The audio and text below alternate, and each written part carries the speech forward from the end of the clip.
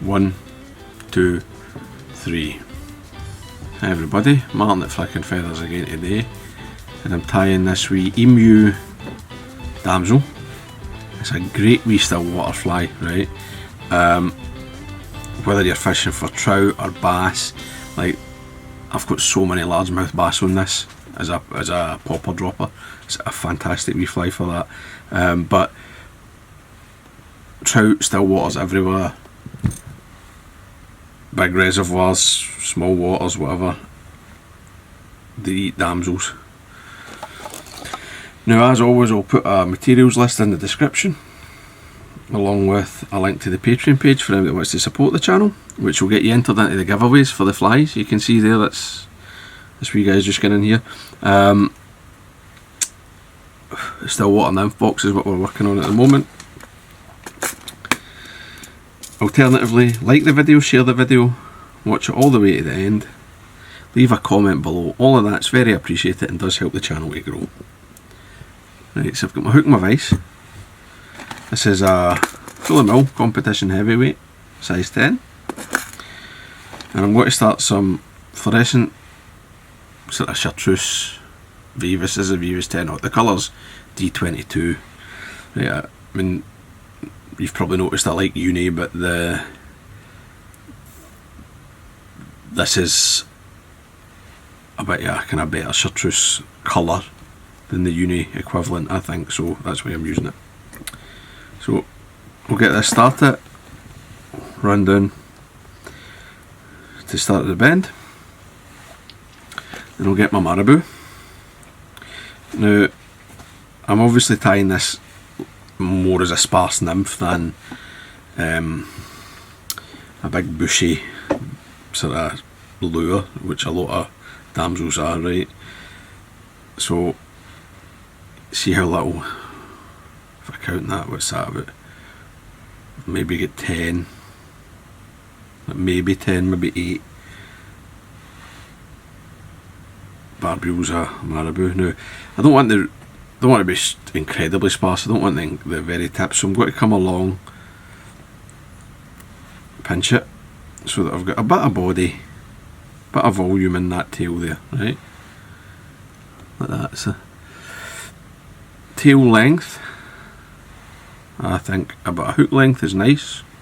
If you want it to be a wee bit longer or shorter, that's your call, it's your fly.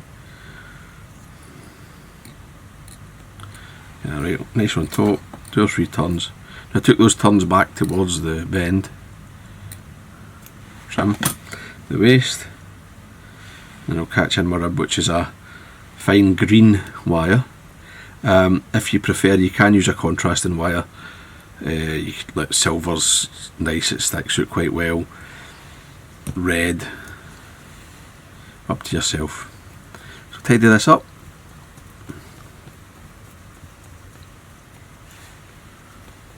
Come back. We'll take some of the same marabou. Now I'm getting up near the tip of the feather, so I need to just make sure I've got enough to fill the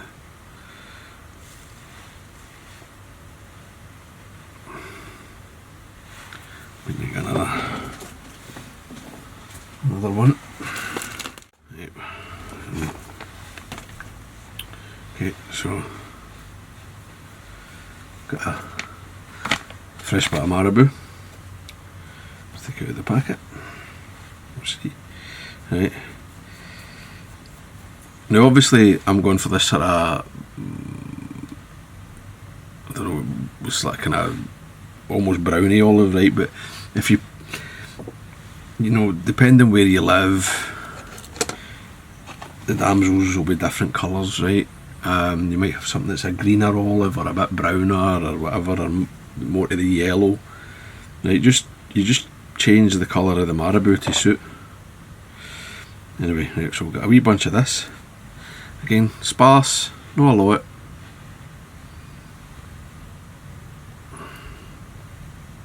Catch it in, draw them back into the tips as close as you dare go. Now just come up. Now, you don't need to do this. I'm not sure that it's really in the long term going to help that much, because the super glue is often not actually waterproof. You know, that's why we need to usually seal it, but it will help just stick it, stop any movement. And even if it does crust up, it's hidden, you know. Right, so I'm winding this obviously towards myself because it's the weakest fibre. Right, and you see, you start to add a wee bit of kind of volume. Right, the marabou starts to sort of get fluffier as you come up. Crochet thread, keep everything tight.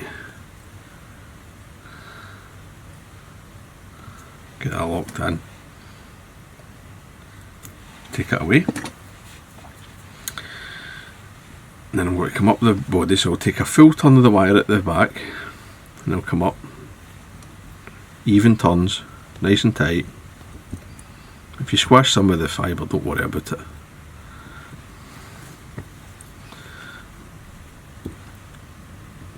Bend and break that away. I'm going to have quite a short wee kind of thorax area, but that's fine.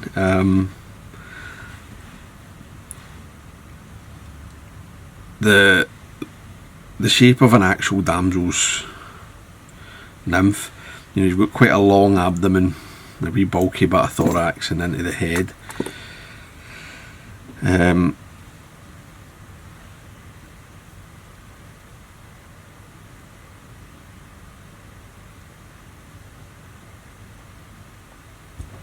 So, you know, don't feel that you need to go like the sort of a third of the body or anything when it comes to the thorax. So I've just tied in a wee bit of Mirage, right? It's just Opal Mirage medium,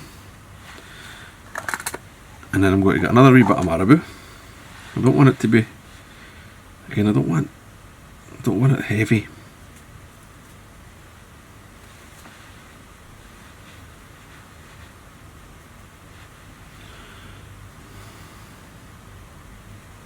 And I don't want these extreme tips, so I'll just cut them, so when I'm tying it in it's easier.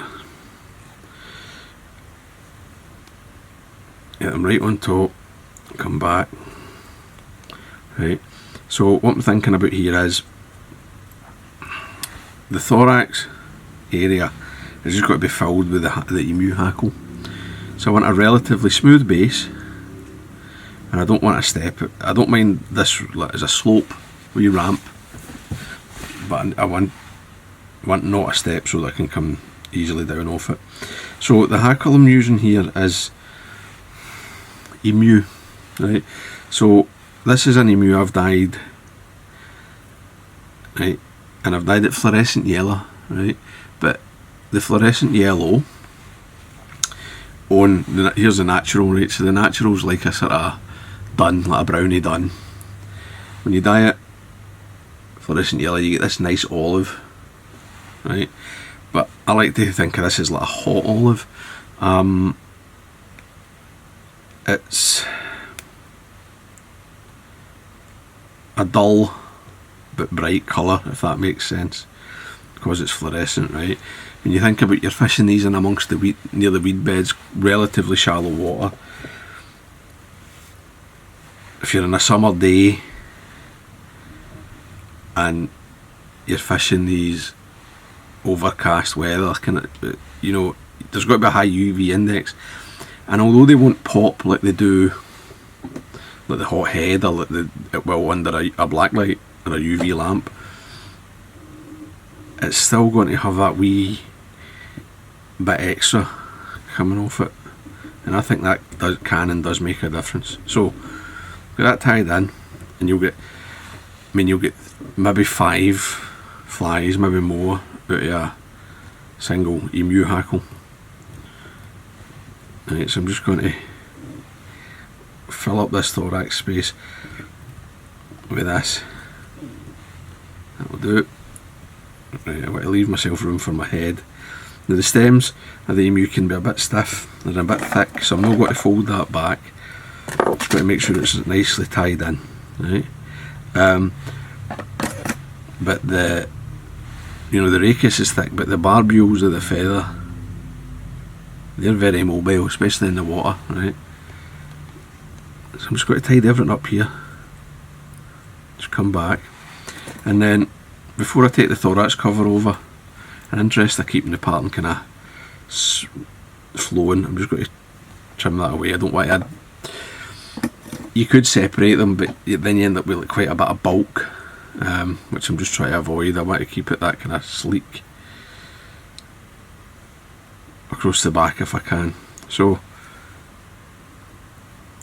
just take that over.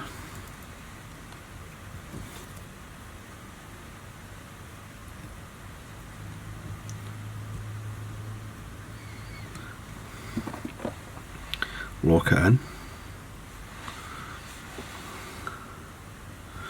There's just a wee bit of emu there I didn't want to catch. It's just kind of like getting them away, but that's fine. Trim that off.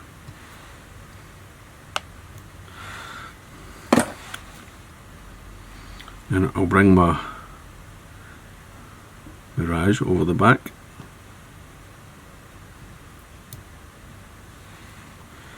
I'll catch it right down at the eye. I'll draw it back, and then I'm just going to work my way up towards the hook. Trim that away. Right. Now I'm just going to moisten this at the moment, just to sort of control these fibres, get them out of the way, because the emu is quite fluffy. And I'm just going to build a wee. They're quite big actually. The yellow head, right, is a wee sort of hot spot. Also works very well with a red head. I'm just going to whip finish to make it. I just take quite a long whip finish here just to sort of consolidate that shape. Take that away. Then I've got a couple of coats of varnish.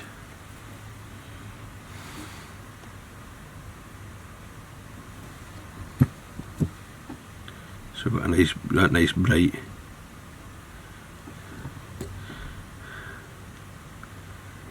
head. You can, if you want, you could use a wee fluorescent yellow painted bead as well if you want it, but up to yourself. So there you go. When that dries out, it's lovely. So I hope that was useful. I hope you enjoyed it. If it was, remember to give me a thumbs up below, and I'll see you for another one. Thanks guys, bye.